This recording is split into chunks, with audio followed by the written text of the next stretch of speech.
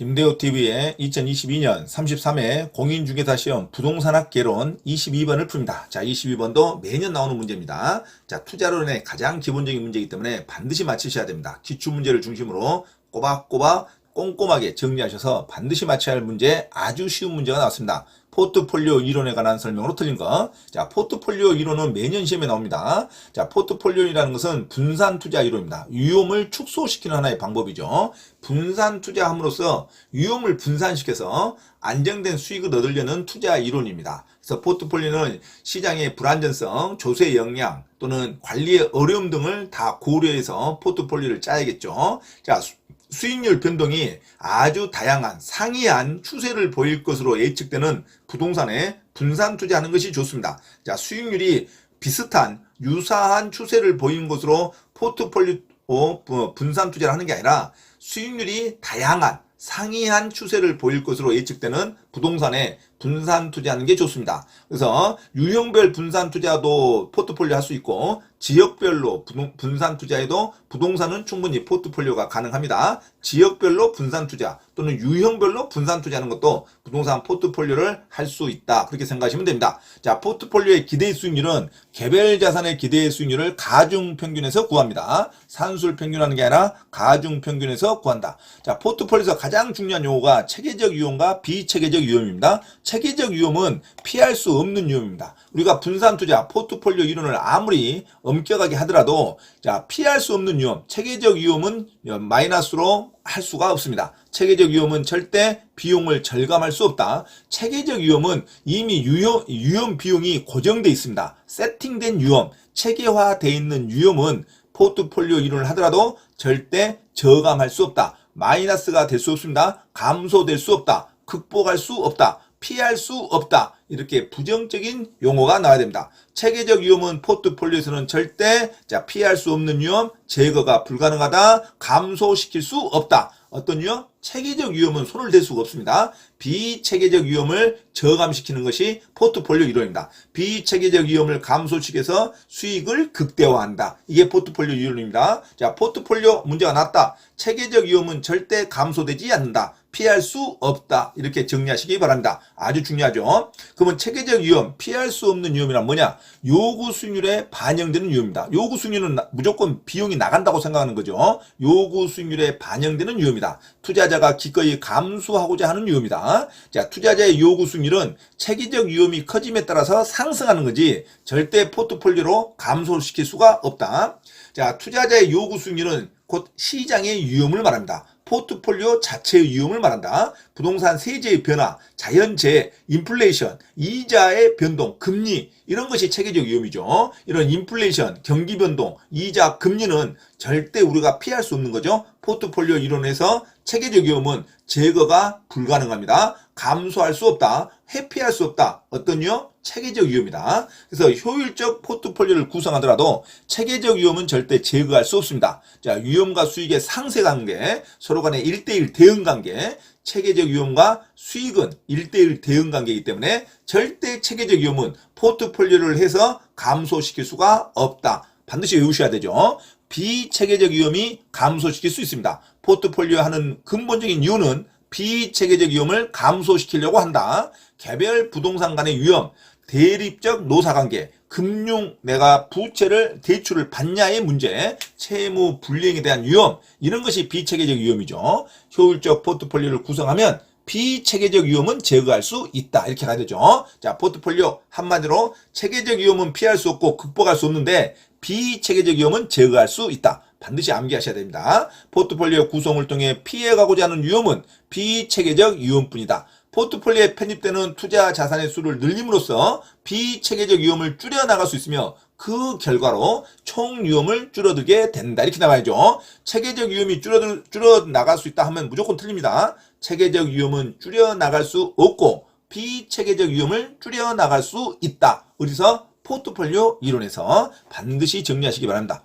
자, 상관계수는 항상 두 자산 간에 나타나는 수익률의 관계를 수치화하는 건데 포트폴리오에서의 상관계수는 마이너스 1과 1 사이에서 왔다 갔다 합니다. 마이너스에서 1 사이의 값을 상관계수라 그런다. 자, 플러스 1에 가까울수록 상관계수의 분산 효과가 적어집니다. 자, 포트폴리오를 잘 못한다는 거죠. 자, 플러스 1에 가까울수록 자산 간의 수익률이 동일한 것이 투자됐을 때 플러스 1에 가깝습니다.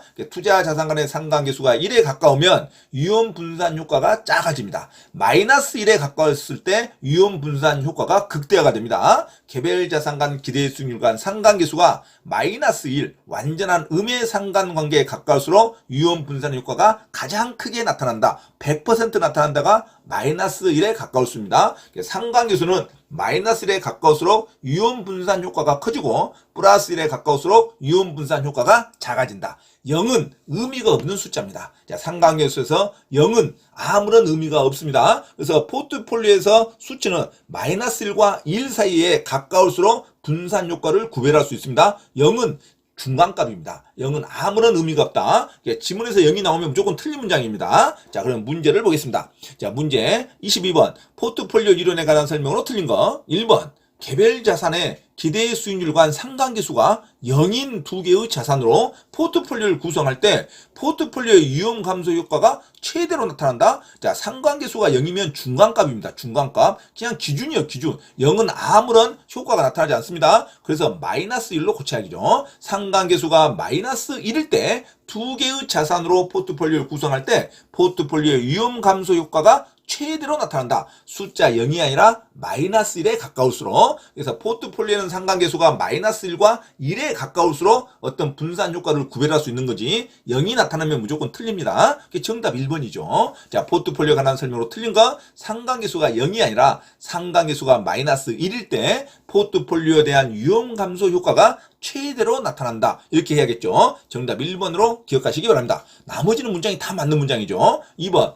포트폴리오의 기대 수익률은 개별 자산의 기대 수익률을 가중평균에서 구합니다. 산술 평균하면 안 됩니다. 가중치를 둬서 가중평균에서 구한다. 포트폴리오의 기대 수익률은 개별 자산 간 기대 수익률을 가중평균하여 구합니다. 자, 3번. 동일한 자산으로 포트폴리오를 구성하여도 개별 자산의 투자 비중에 따라서 포트폴리오의 기대 수익률과 분산은 다를 수가 있겠죠. 동일한 자산, 아파트면 아파트, 빌라면 빌라로 포트폴리오를 구성하더라도 개별 아파트 간의 투자 비중에 따라서 포트폴리오의 기대 수익률과 분산은 당연히 다를 수가 있죠. 압구정동에 있는 아파트냐, 지방에 있는 아파트냐, 자, 똑같은 동일한 자산이어도 개별 자산의 투자 비중에 따라서 포트폴리오의 기대 수익률과 분산은 당연히 다를 수가 있습니다. 맞는 말이죠. 자, 4번. 무차별 곡선은 투자자에게 동일한 효용을 주는 수익과 위험의 조합을 나타내는 곡선입니다. 무차별 곡선이라는 것은 최대의 수익률을 효율적인 전선을 말합니다. 가장 이상적인 투자 전선, 프론티어라고 그러죠. 투자자의 무차별 공선에 접한 부분, 가장 이익이 높은 극대화의 수익률을 접한 부분을 연결한 선을 무차별 곡선이라 그럽니다. 그래서 무차별 곡선은 투자자에게 동일한 효용을 주는 수익과 위험의 조합을 나타내는 곡선이 무차별 곡선이 되겠습니다. 접한 부분을 반드시 연결하겠죠. 최적의 포트폴리오에 구성되는 무차별 곡선의 접한 부분을 연결한 선이 프론티어, 효율적 전선이라 그럽니다. 자, 무차별 곡선은 당연히 투자자에게 동일한 효용을 주는 수익과 위험의 조합을 나타내는 곡선이 무차별 곡선이 되겠습니다. 이게 근거 이론이 평균 분산 지배원리에 의해서 이루어집니다. 평균 분산 지배원리는 동일한 위험에서 최고의 수익률을, 동일한 수익률에서는 최소의 위험을 연결하는 포트폴리오를 연결한 선이 효율적 전선이 됩니다. 효율적 전선의 근거가 개별 간의 무차별 곡선인데, 무차별 곡선은 투자자에게 동일한 효용을 주는 수익과 위험의 조합을 나타내는 곡선이다. 맞는 문장이죠.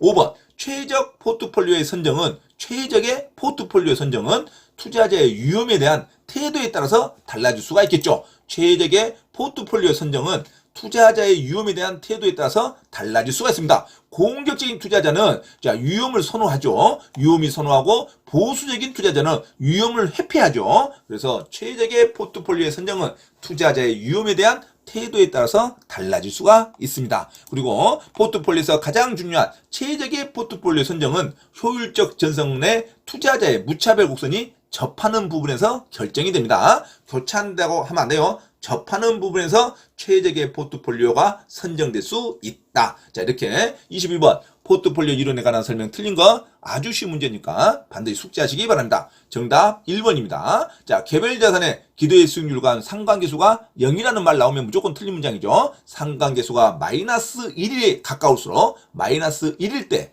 두 개의 자산으로 포트폴리오를 구성할 때 포트폴리오의 이용 감소 효과가 최대로 나타난다. 마이너스 1로 되겠죠. 상관계수가 마이너스 1이면 수익률의 극과 극인 자산을 분석했다 이거죠. 수익률이 상이한 자산으로 포트폴리오를 구성을 짜면 마이너스 1에 가까워집니다. 그래서 마이너스 1에 가까워지면 유형 감소 효과가 최대로 나타난다. 플러스 1에 가까우면 유형 감소 효과가 가장 저조하다. 그죠? 분산 효과가 가장 안 되는 것이 플러스 1에 가까울수록 마이너스 1은 분산 효과의 가장 극대화를 일으킬 수가 있다. 마이너스 1로 갈수록 분산 효과가 최대로 나타납니다. 그래서 정답 0에서 마이너스 1로 고쳐야겠죠. 그래서 1번 정답이 22번 정답 1번으로 기억하시기 바랍니다. 상관계수가 마이너스 1일 때 유형 감소 효과가 최대로 나타납니다. 자, 2번 포트폴리오의 기대 수익률은 개별 자산의 기대 수익률을 가중평균에서 구하고, 자, 3번 동일한 자산들로 포트폴리오를 구성하여도 개별 자산의 투자 비중에 따라 포트폴리오의 기대 수익률과 분산은 다를 수가 있죠. 4번 무차별 곡선은 투자자에게 동일한 효용을 주는 수익과 위험의 조합을 나타내는 곡선입니다. 5번 최적의 포트폴리오 선정은 투자자의 위험에 대한 태도에 따라서 달라질 수 있습니다. 자, 22번 정답 1번으로 기억하시고, 상관계수는 마이너스 1일 때 유형 감소 효과가 최대로 나타나고 플러스 1일 때 유형 감소 효과가 최저로 나타납니다. 유형 감소 효과가 거의 없죠. 그래서 플러스 1일 때는 분산 효과가 나타나지 않는 거고 마이너스 1일 때는 분산 효과의 최대로 나타난다. 이렇게 정리하시면 되겠습니다. 자, 정답 22번에 1번으로 기억하시기 바랍니다. 참고로 김대호TV에서 공지사항을 알려드립니다. 첫째, 공인중개사 시험 전과목 핵심 이론과 예상 적중 문제풀이를 수강하고자 하는 분은 개인 또는 그룹으로 특별 과외 신청을 할 수 있으며 공인중개사 고시학원에서의 특강 수업 신청도 가능하니 문의하시기 바랍니다. 둘째, 서울 송파구 9호선 석촌역 인근 송파 CS 평생교육원에서 주 2회 공인중개사 자격시험 전과목 이론과 문제풀이 강의를 진행하고 있으니 공인중개사 자격증 취득에 관심이 있으신 분은 송파 CS 평생교육원에 문의하시기 바랍니다. 셋째, 공인중개사 자격 취득 또는 부동산 경매 관련 가치 분석과 권리 분석을 수강하고자 하나 수강 비용이 걱정되는 분은 매주 토요일 우장산역 인근 서울 강서구 발산초등학교 맞은편 소생교회에서 무료 강의를 진행하고 있으니 김대호 원장에게 문의하시기 바랍니다. 자, 이상 부동산 고시연구원 김대호TV에서 말씀드렸습니다. 감사합니다.